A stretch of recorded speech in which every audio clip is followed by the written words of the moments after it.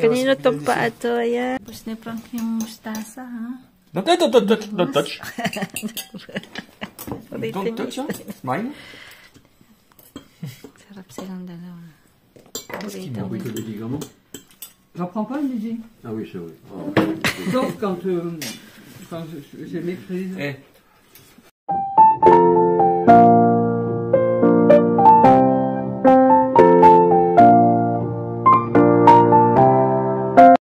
Magandang umaga po. Linis na naman po tayo ng ating chimney. Kasi every night po namin itong ginagamit. But, nuulit ko po yung bibili po ng bahay sa cold countries. It's nice to have a fireplace. Mas mura pa po at nice temperature. Yan. Kaya lang, linis-linis lagi, abo-abo, everyday. Ayan, abo-abo everyday lang yan. Yan, magluluto ako na. Ulit na naman to. Yung okay, pero ano po siya, butternut po yung linagay ko, no? Butternut, zucchini, carrots, bell pepper, marami pong onions, tas harina. Tas nilagyan ko po to ng pag meron po akong pupunta kami sa maglalakad-lakad malapit sa dagat. Kaya lang, medyo si Mr. San hindi nagpakita today, no po. Si Frank naman, andun, nilinisan po yung mga ipot nung dami pong ipot nung mga manok. Ayun. Na-stress sila kahapon kasi binuksan ko yung part na doon sila nangingitlog, no? Kasi gusto ko kasi may air. Nakalimutan ko, umalis kami. Yun, natakot siguro. Nagparaipot bagang mga dimongkog. Ay. Ayan. Nakain sila ng tira kasi ang dami pa po. Tira. Yan talaga. Pag maraming linuto, may tira. Siyempre, kailangan kainin ang tira kung hindi sayang, di ba po? So, yan. Yan. Tira. Masarap na tira. Sarap naman yan. Lagyan natin ng mustasa. Parang bago, di ba po? Ayan. Nilagyan ko na si George. Natumba daw siya kanina. Kagabi. Ay, nako. Hirap talaga pag mag-isa. Tira-tirang pagkain kami. Tira-tirang pagkain. Si Dad gustuhan yung yung pasta na Chinese. Ayan. Chou-Bruxelles. C'est un mélange, hein? Ouais, non, c'est... Mélange Chinese and French food, hein? No, what's French food? C'est Chou-Bruxelles. Yeah. Merci beaucoup, cher ami. Chou-Bruxelles, I don't know in English. Voilà. The cooker. C'est bon. You're shy, huh? A small plate, huh? Because sometimes it's a big plate, huh? It's beurre more. Pour le gras, des pâtes. C'est bon, ça, c'est bon. C'est bon. T'as pas pris, non? Niloko ako nito. Ito asawa ko eh. Sinong gusto ko mampundin? Best part is the fat, huh? Oh, big one! Look! Oh, one more! Attention! Allez, goûte. Je te filme, hein? Hein? T'es toujours filmé, hein? Allez, montre. C'est bon? I cook for you. C'est bon. French Lolo is cooking. Ayan. Busy si French Lolo sa pagkukook, ha? Ayan. French Lolo is cooking. Ayan. French Lolo pag... You know typhoon in Philippines? This one is typhoon in the Sturgeon. Typhoon the kitchen. On fait musique. Tu sais pour la musique d'oreille. Ossobuco. Ossobuco. It's a Italian dish.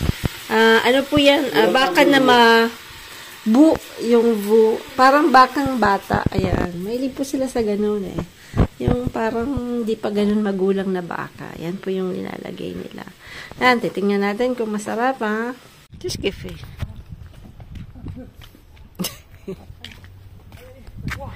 Yan na la. Yung rebel. Je t'en prie, ma belle. Ta chère princesse, allez-y, princesse, allez-y. Merci beaucoup.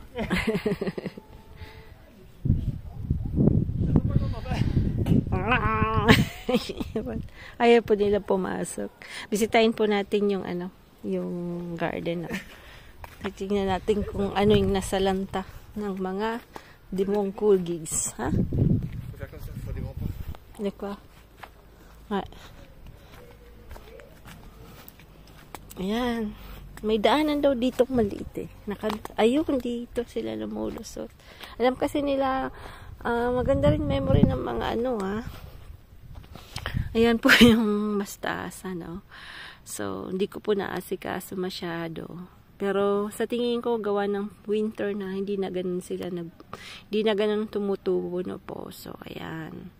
So, at least meron pa rin naman tayong konting greens. Malay mo, tumubo ng Di ko kasi naasikaso, kasi bukas na naman pupunta kasi hindi po natuloy yung nag-aayos kasi sira yung ilalagay. So, anyway, bukas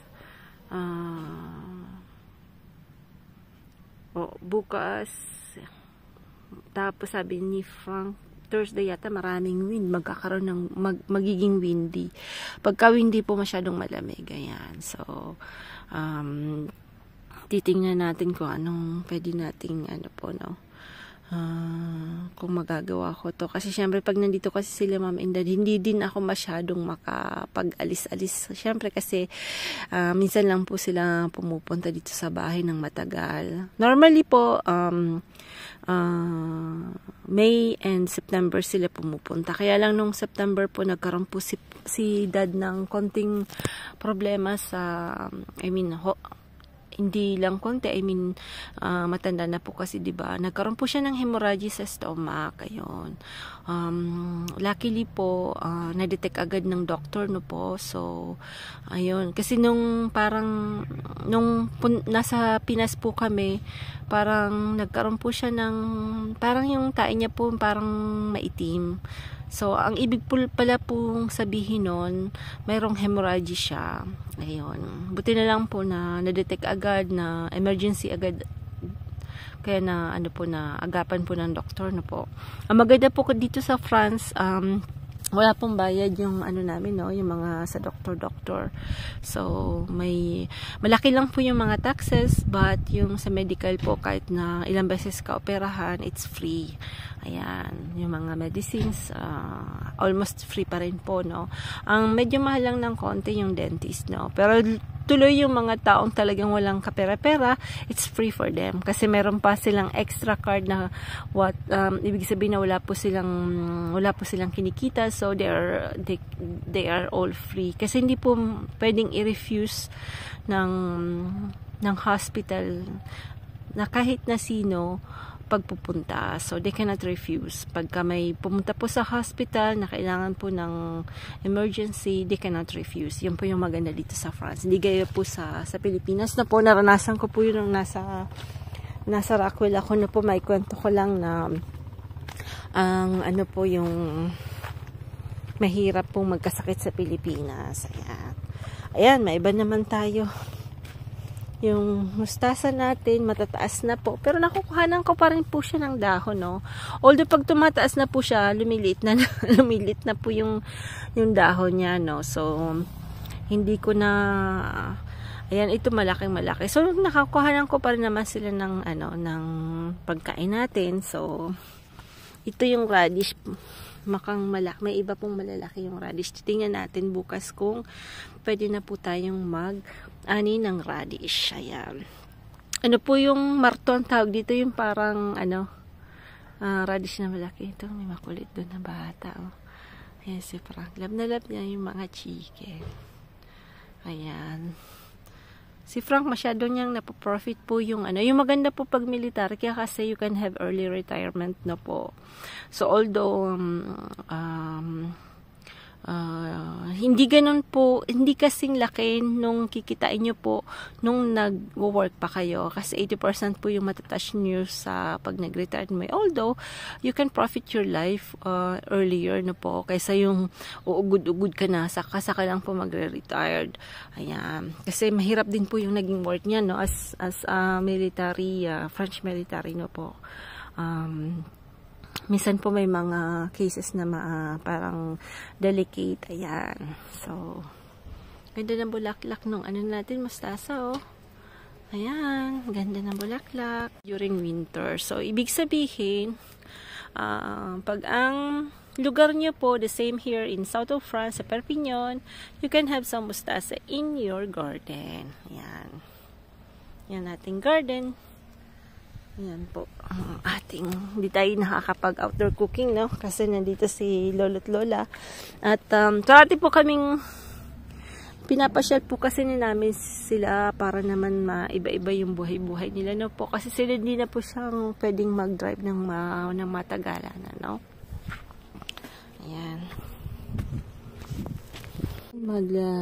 Ayusin po natin yung garden. Kasi hindi tumataba. Parang papayat.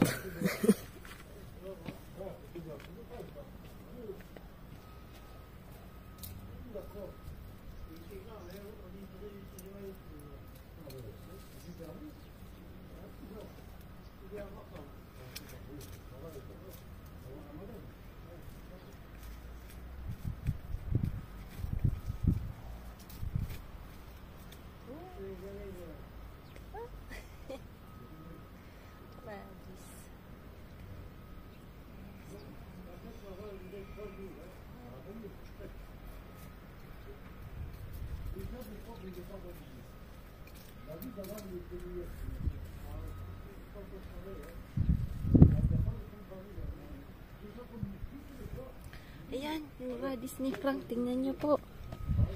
Ganyan po yung radish dito. Kinakain lang na yan na hilaw na po pagka aperitif. Yan, kukuha tayo, no? Tutuwa yun.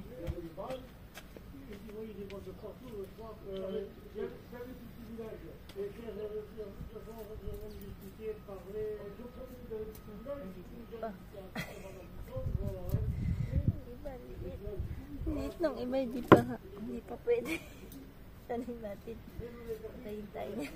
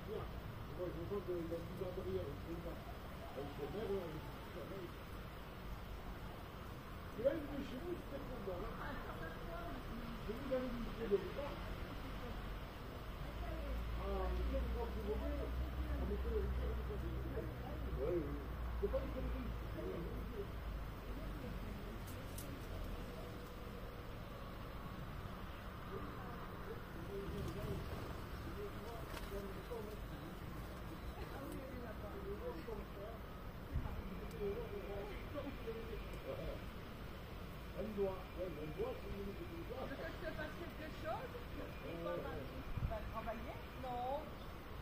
Repousse-toi, maman. Moi, j'ai vu mon petit garde là-bas.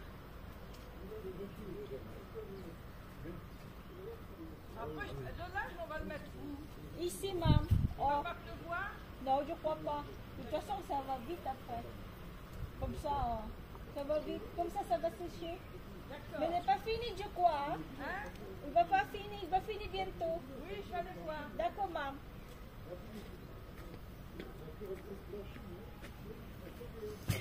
Nakatakas si Wally. Hinabol namin ni ma'am. Ay, talagang mga... Gusto talaga nila sa labas. Naririnig niya po ang ingay.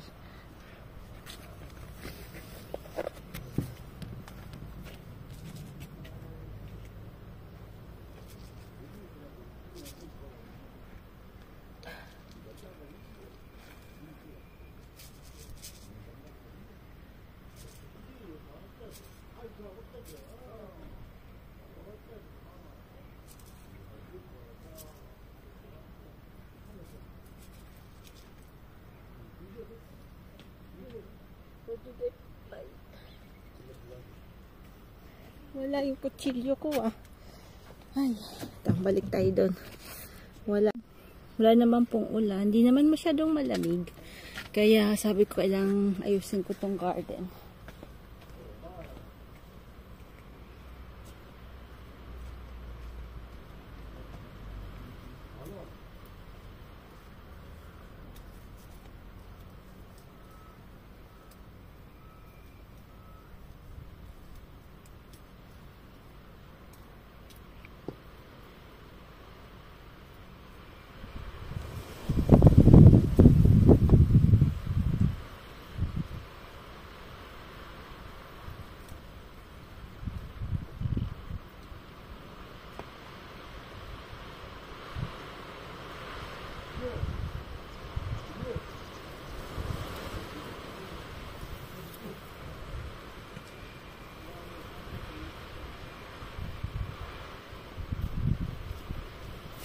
Yan.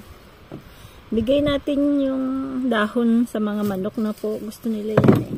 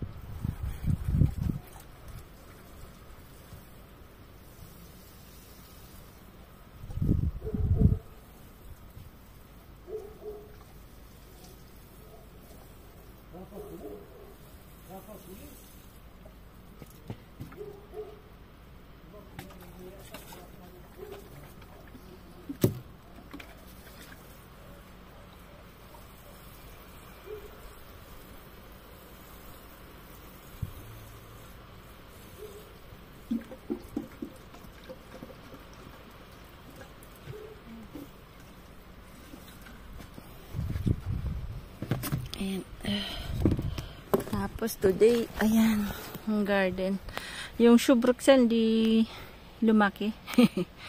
Ayan yung garden natin ngayong winter na po. So, hindi ganon ka-productive kasi syempre winter na po. So, anyway, sa spring po ulit tayo magtatanim. Siguro mga bandang April na po, April-May. Ayan. So, Yung mustasa, puro bulaklak na po. Sana magkaroon po tayo ng seeds, no? Kasi madami rin po akong nagamit this season. Tapos nagustuhan ni Dad yung mustasa. So gusto niya po ng seeds daw. Magtatanim daw po siya. Pero hindi naman yan magtatanim na ganyang kadami. Siguro mga ilang puno lang din ang kukuhanin niya. Ano po. So ayan. Tapos pupunta po yung mag-aayos nung nakalimutan ko talaga yung pangalan nun. Yung pong sa atop. Yung sumasagip, ayun sa atop na ganon. Yun, sira, sobrang hangin po, nasira yun, no? So, may mag-aayos po nun. Kahapon di naayos kasi may kailangan ng materyales, no po. So, ayun. Bas mamaya, si Frank Panuan wala. Kasi dito, syempre, mga mantoks yan, mantoks. Frank, on va nettoyer ses pieds. Yan. C'est pas possible, ça. Papa. Voici Papi, the storm of Papi. Papi is... yeah. Papi is cooking and oui, big Papi, storm. Papi du boulot. Papi, a lot of work. No, Papi. Work. Yan si Dad. Basic, yan. Nako. Yan. Lagi pa tong nagpapalinis ng kanyang paang asawang to, ha. So, spoiled to, eh. Happy asawa. Happy asawa, ha? Spoiled. Ha? Wonderful life with the best woman in the world. I love you. Whiny. But even if you don't do my feet, I love you. Napagtog ko.